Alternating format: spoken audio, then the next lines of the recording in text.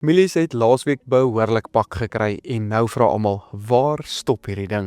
Is dit net fondse wat uitklim, is dit Amerika se goeie weer of is uitvoerpariteite nou ons nuwe realiteit? Ons kyk nou na hierdie en meer in hierdie week se John Deere graanmarkoorsig wat met trots aan jou gebring word deur John Deere en Zematic Irrigation Systems. John Deere Financial verstaan dat elke seisoen unieke eise aan jou kontantvloei stel. Daarom bied hulle finansiering wat jou help om nou in die regte toerusting te belê, sonder onmiddellike druk op jou kontantvloei. Eerste betaling geskied eers in 2028 deur slegs 4 jaarlikse betalings oor 5 jaar. BTW terugbetaalbaar na 4 maande. Deposito natuurlik volgens jou kredietaanvaarding. Dis nou die ideale tyd om jou boerdery met die krag en akkuraatheid van 'n John Deere 9R toe te rus. Aanbod is slegs geldig tot 31 Augustus 2026. Op die markte het die witmelie spotprys dan gedaal na R3.100 per ton met die Julie kontrakprys op R3.135. Die geelmelie spotprys het gedaal na R3.130 met die Julie kontrakprys op R3.175 per ton. Die sojaboon spotprys daal na R6.610 met die Mei 27 kontrakprys nou op R6.980 per ton. Die sonneblom spotprys styg egter na R8.705 met die Mei 27 kontrakprys nou op R8.815. Die koring spotprys het dan ook gestyg na R5.773 met die Desember kontrakprys nou op R5.915 per ton. Die sorghum invoerpariteitsprys geland in Durban staan tans op R4.480. Uitgedopte Argentynse grondbone se nuutste Randfontein invoerpariteitsprys staan dan nou op R19.519 per ton, terwyl die katoenprys dan gedaal het na R10.820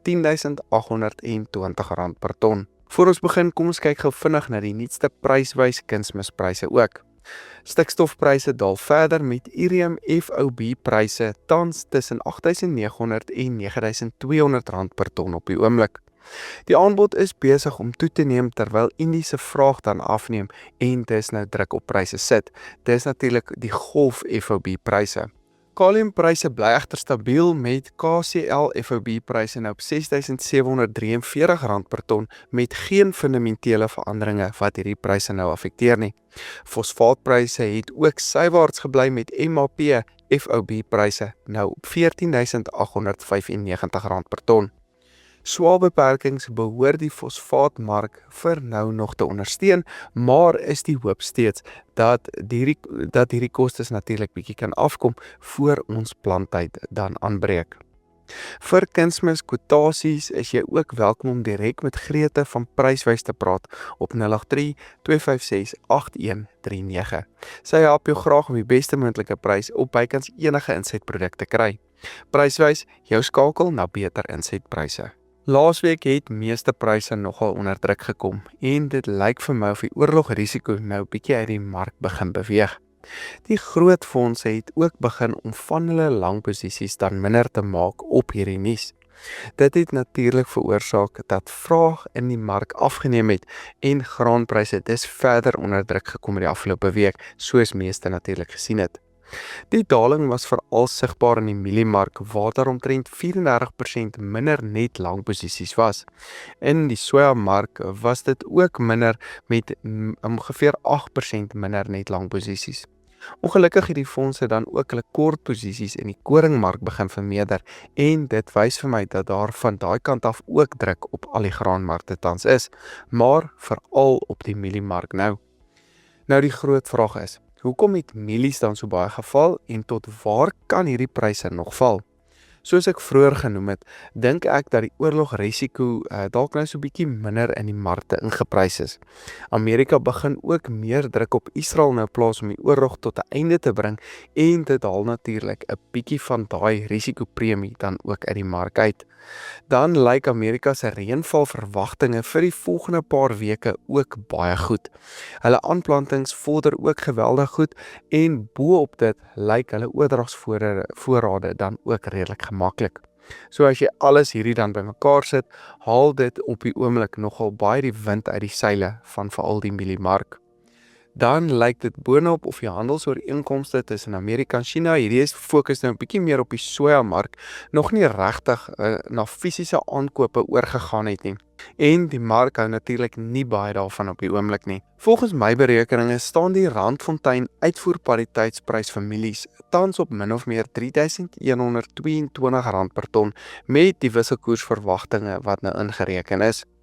Ons plaaslike prys wat nou dan so rondom die R3.100 vir wit mielies en net so bo dit vir geel mielies staan, is dus op of baie naby aan hierdie diepsee uitvoerpariteitsvlakke.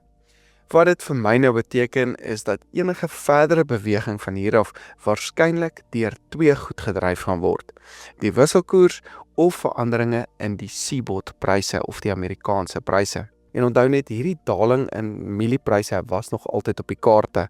Met 'n oes van 17 miljoen ton sou ons nog altyd hierdie daling een of ander tyd moes realiseer. Die mark moes eenvoudig afkom na vlakke waar ons van hierdie voorrade dan kan begin uitkry. Die bietjie swakker wisselkoers het ons dan hierdie week wel gekeer om dalk nog R100 of so terug te gesak het. Maar dit kan steeds gebeur, so hou dit dalk net 'n gedagte, veral as die oorlog nou vinnig tot 'n einde kom en die seaboard pryse dan verder onder druk bly. So ek sal daai risiko beslis ook dan dophou. Ons mielie-uitvoere het tot dusver ook nog nie noodwendig gevorder soos ons wou gehad het nie. En die rede daarvoor is eenvoudig: ons was net te duur vir die internasionale mark, glo dit of nie, maar dis die realiteit. My hoop is egter dat ons nou met pryse wat dan baie naby aan hierdie uitvoerpariteitsprys of die Randfontein uitvoerpariteitsprys is, baie meer uitvoere kan begin realiseer. As dit gebeur, kan ons hopelik hierdie aapie van ons rug afkry. Sojapryse lyk vir my ook redelik naby aan sy ondersteuningsvlakke. Ek dink sojas gaan vir nou maar eers die internasionale tendense ook volg, tensy daar plaaslik iets groot verander. Maar onthou, alles wat ek nou gesê het is hoofsaaklik vir ou seisoenpryse of dan min of meer naby maandpryse. Ek dink steeds daar wag vir ons 'n heel ander prentjie wanneer ons een oog na die nuwe seisoen begin draai. Eerstens moet ons onthou, lae pryse ontlok gewoonlik addisionele vraag, veral uit die veevoermark, maar ook dan uit die biobrandstofmark wêreldwyd. Verbruikers kom ook meer en meer natuurlik onder druk en laer grondstofpryse kan uiteindelik help dat vraag byvoorbeeld na mielies en na sojaprodukte weer skerp optel in die komende seisoen. So van 'n vraagkant af lyk die prentjie vir my eintlik baie goed. En ek dink dit kan selfs beter raak soos ons die volgende seisoen ingaan. Dan moet ons natuurlik ook na die aanbodskant kyk en hoe aanbod teenoor hierdie vraag gaan opweeg.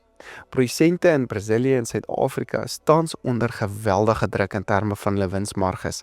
Daar is nie baie somme wat op hierdie prysvlakke en insetkoste prysvlakke natuurlik sin maak nie en daarom kan ons moontlik minder hektare in die nuwe seisoen sien.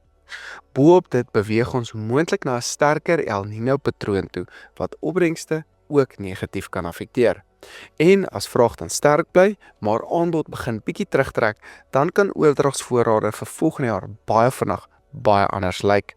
Die probleem is egter net, dit is baie moeilik om jou beplanning vandag op daai moontlike scenario te bou. So vir nou bly die ou seisoenmark onder druk, uitvoerpariteit is die groot anker, die wisselkoers en seaboard gaan die volgende beweging bepaal, veral oor die kort termyn, maar as ons bietjie verder vorentoe kyk, dink ek daar is steeds genoeg redes om nie gemaklik te raak oor pryse wat dan permanent laag gaan bly nie.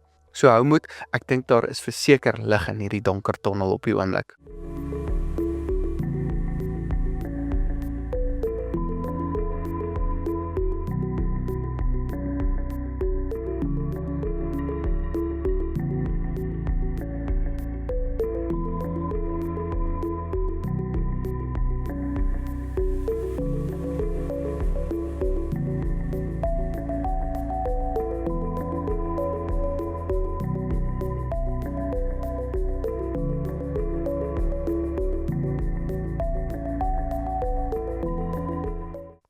Hierdie week se John Deere graan markoorsig word met trots aan jou gebring deur John Deere en Zematic Irrigation Systems.